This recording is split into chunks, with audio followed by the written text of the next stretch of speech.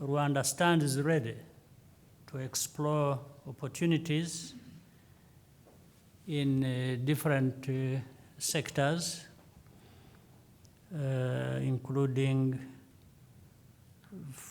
tourism, ICT, mining, and agriculture for mutual benefit. We appreciate the presence of the Economic Development Board of Madagascar.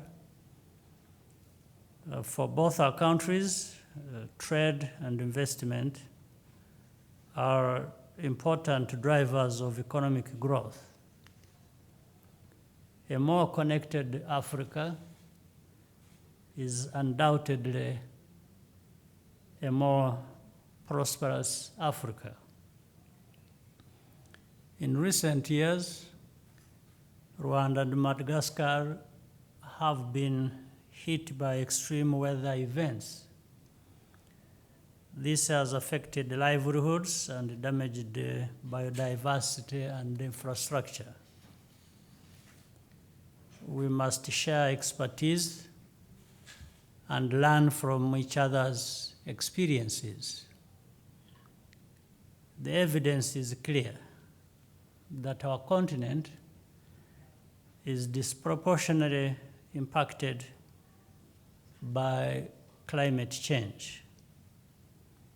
We must do our part and mobilize domestic resources to mitigate the effects of climate change. That is how we build long-term resilience. Mr. President, thank you for visiting Rwanda. And I wanted to also let you know that we still have good memories of our last visit to your country in 2019.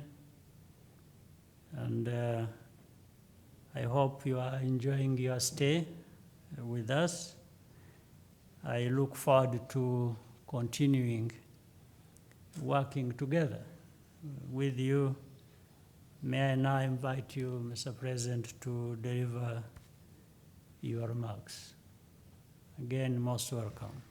Et je tiens personnellement à saluer le leadership du président Paul Kagame, parce que ce n'est pas évident de prendre et de transformer un pays qui a été divisé. Mais le président Paul Kagame a su unir en fait un peuple qui était vraiment fragmenté. Et donc je tiens à remercier, à saluer en fait le progrès, le leadership du président Paul Kagame. Aujourd'hui, le Rwanda est un pays qui représente un modèle de développement sur le continent africain qui a accompli des progrès remarquables dans de nombreux domaines, notamment en matière de développement économique, de préservation de l'environnement et d'innovation technologique. Notre venue ici nous permettra de partager cette vision, sur les initiatives mises en œuvre pour atteindre l'émergence. Ainsi, le Rwanda est devenu un modèle de croissance africaine et a su démontrer que tout est possible, malgré une guerre civile, malgré une population et un pays affaibli. La nation rwandaise aujourd'hui s'est relevée et a démontré cette capacité de transformation radicale, rapide, vers le développement. Madagascar emboîte ce pas avec détermination. Nous avons démarré et nous allons accélérer la croissance durable. C'est pour cette raison que je suis venu accompagné d'une délégation malagasy solide, incluant des ministres, des parlementaires, mais aussi des représentants du secteur privé. Je salue le président Kagame, comme je l'avais dit tout à l'heure, pour sa capacité à croire en l'Afrique qui se prend en main, en l'Afrique qui se dresse comme un continent d'opportunités et de solutions, et non une Afrique synonyme de pauvreté et un continent à problème. Lorsque nous voyons les grands pas de développement établis par le Rwanda, nous visualisons le monde des possibles, et ceci à condition de démontrer un travail acharné, une vision et un patriotisme inconditionnel. Pour ce faire, l'industrialisation, l'éducation et la discipline sont essentielles pour concrétiser le développement qui met le bien-être de la population en avant, mais surtout la construction d'un avenir durable au centre des intérêts d'une nation. Et c'est parce que nous partageons cette conviction d'une collaboration sud-sud que nous nous sommes déterminés à renforcer notre collaboration avec le Rwanda. Nous avons choisi des secteurs porteurs qui vont tracer l'autoroute du développement durable entre nos deux pays. Les premiers piliers est d'abord l'accès à une gouvernance améliorée au service du développement, ceci à travers l'appui des nouvelles technologies. Nous avons démarré le processus de digitalisation au niveau administratif, mais il doit s'accélérer. La vie de chaque citoyen doit voir et avoir les améliorations dans l'efficacité, la modernisation et la facilitation d'accès aux services publics de base, dont la carte d'identité nationale, les passeports, la santé et j'en passe. L'autre pilier est la création d'emplois qui s'inscrit dans le renforcement du secteur privé à travers des réformes que nous avons entamées. Je vise particulièrement le secteur minier, sur lequel nous avons vu l'essor du secteur aurifère du Rwanda.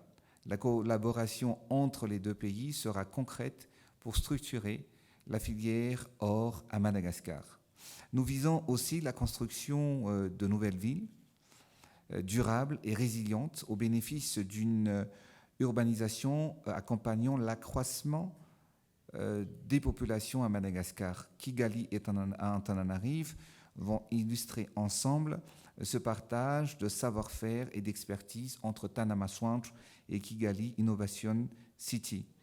J'ai demandé aussi au président Kagame à ce que le maire de la capitale puisse s'enquérir, la capitale d'Antananarive, puisse s'enquérir des expériences et expertises de la propreté vraiment inégalée de la ville de Kigali. Et le président Paul Kagame a aussi donc suggéré que des responsables de la ville de Kigali puissent venir à Antananarive pour partager leur expérience pour maintenir une ville saine et propre comme Kigali. Enfin, et bien sûr, la facilitation des liaisons entre nos deux pays est le pont nécessaire pour accélérer ces projets. Nous allons donc étudier les différentes voies de rapprochement entre les deux pays.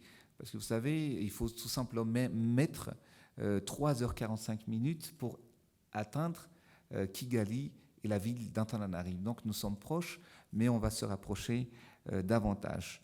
Je m'assurerai que l'ensemble du gouvernement, le secteur privé et les secteurs responsables de la concrétisation de ces projets, afin qu'on puisse les mettre en œuvre pour le bien-être de nos peuples.